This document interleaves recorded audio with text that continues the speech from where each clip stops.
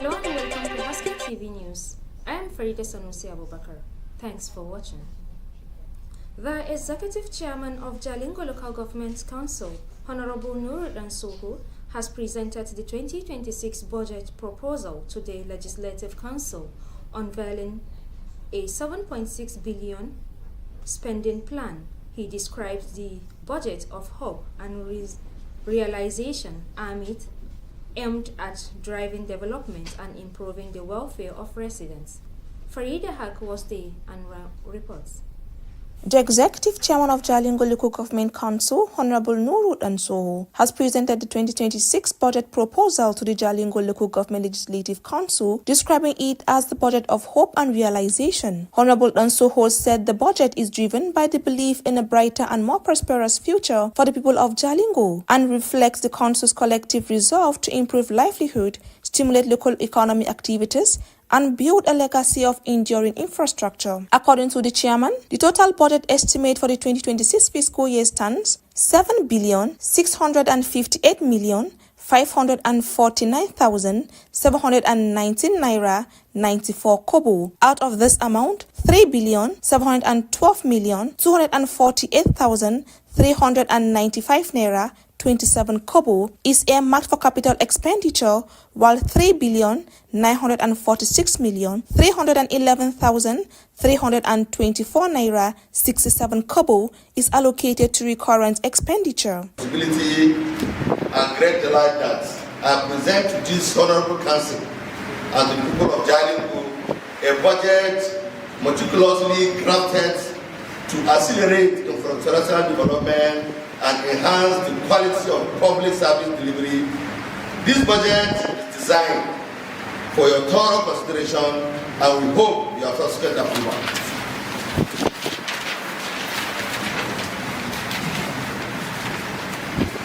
The total proposed budget for the 2026 fiscal year stands at the sum of 7,659,559,799 naira 94 kobo. This figure represents a careful balancing act between our ambitious developmental targets and the realistic physical constraints we must navigate.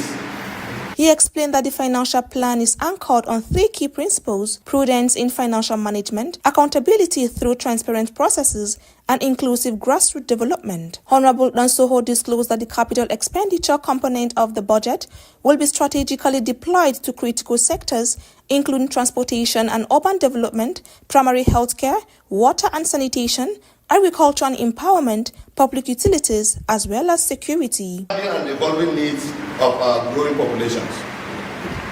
This financial plan is anchored on 3 unwavering principles: prudence in the management of every cohort to ensure value for money, accountability through transparent processes and regular reporting to you and the public, and inclusive grassroots development, ensuring that no ward, no community is left behind in our march toward progress.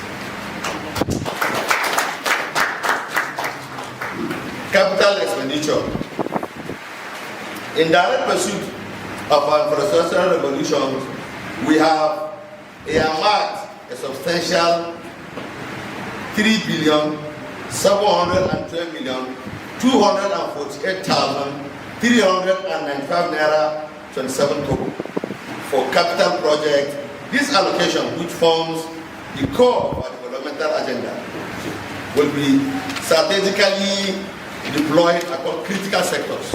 The chairman noted that the 2026 budget was carefully designed to accelerate infrastructural development across the local government area and enhance the quality of public service delivery to residents. Responding, the leader of the Jalingo Local Government Legislative Council, to Honorable Abdulsamad Ibrahim Joda, commended the executive chairman for the timely presentation of the budget proposal. He assured that the Legislative Council will work closely with the executive arm to ensure speedy consideration and implementation of the budget in order to fast-track development in Jalingo. The budget, I would like to acknowledge the hard work that has gone into preparing this plan, which reflects the priorities we intend to achieve. It's clear that this budget is designed with the needs of our community. However, the challenges ahead, we must ensure that these resources are distributed equitably and reach those most in need. While we have made significant progress in some areas, it is essential that we continue to monitor the impact of this obligation and remain responsible. Imagine needs. At this juncture, I would like to commend His Excellency, the Executive Governor of our state, Dr. Haske-Tv, for providing enabling environment for growth and prosperity. Farida Haq, Haske-Tv News. President Bola Tinubu has written to the Senate seeking the confirmation of Justice Oyewole Kayode as a Justice of the Supreme Court of Nigeria.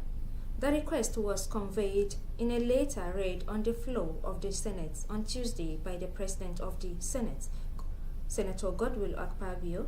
In the letter, President Tinubu cited Section 231, subsection 2 of the 1999 Constitution of the Federal Republic of Nigeria, as amended, which empowers the President to appoint justices of the Supreme Court subject to Senate confirmation.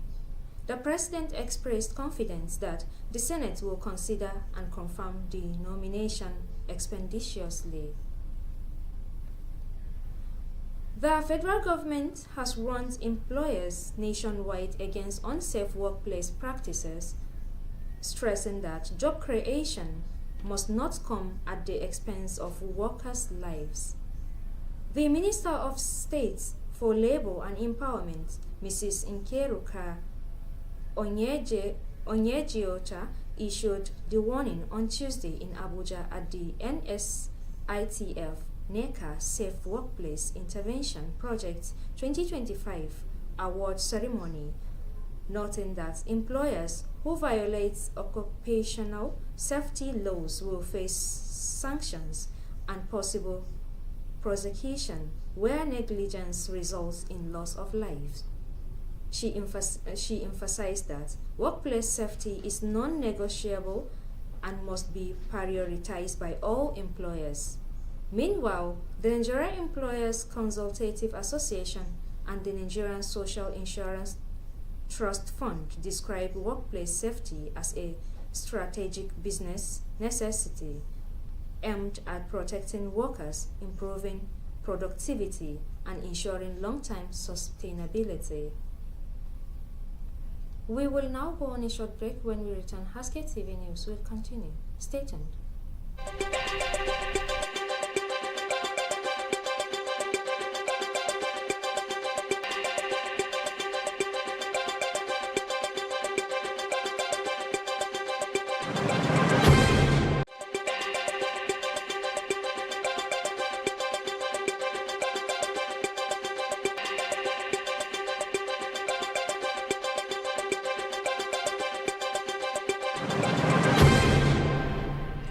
Welcome back. If you are just joining us, this is Haske-Tv News, and now the news continue. The Chief of Army Staff, Lieutenant General Y.D. Shaibu, has pledged a strengthened partnership between the Nigerian Army and the Taraba State government in the ongoing fight against terrorism and other security threats. Lieutenant General Shaibu made the commitment on Tuesday while receiving the Governor of Taraba State, Colonel Abu Kefas, retired, alongside federal lawmakers and members of the Executive Council of the International Institute for African Security and Governance during a courtesy visit to the Army headquarters in Abuja. The Army Chief reaffirms the Nigerian Army's resolve to carry out its constitutional responsibility of supporting civil authorities in the maintenance of peace and security across the country.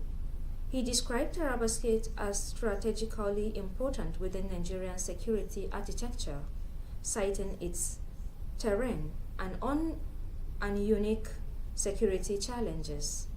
Lieutenant General Shaibu commended Governor Kefas for his decisive leadership and effective collaboration with security agencies, noting that the state government's support, including the donation of land and provision of operational equipment, has significantly enhanced military operation in the state.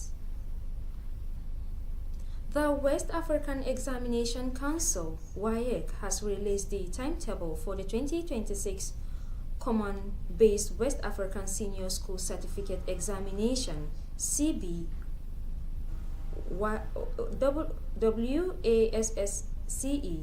for private candidates, first series. The timetable published on WAEC's official X handle on Tuesday contained detail of subjects, examination dates, and times and guides candidates in their preparation. WAEC advised private candidates to carefully study the timetable and ensure they are fully aware of their examination schedules and requirements. Candidates were also urged to strictly comply with all examination guidelines in order to avoid unnecessary infractions. The release of the timetable marks a key stage in preparation for the 2026 examination, which is scheduled to commence on January 28th and will be conducted at a computer-based test (CBT). The acting head of Civil Service of the Federal Capital Territory, Mrs. Nancy Sabanti Nathan, has directed all permanent secretaries and heads of departments to immediately enforce staff attendance register across FCT administration. The directive is contained in a circular dated Tuesday, January 27th, and followed a ruling by Justice E.D. Subelem of the National Industrial Court of Nigeria, which ordered the suspension of the ongoing strike by the Joint Union Action Committee, JUAC. Mrs. Nathan stressed that all civil servants across the various secretariats, departments, and agencies are to resume work at their duty post without delay to ensure the smooth functioning of government operations.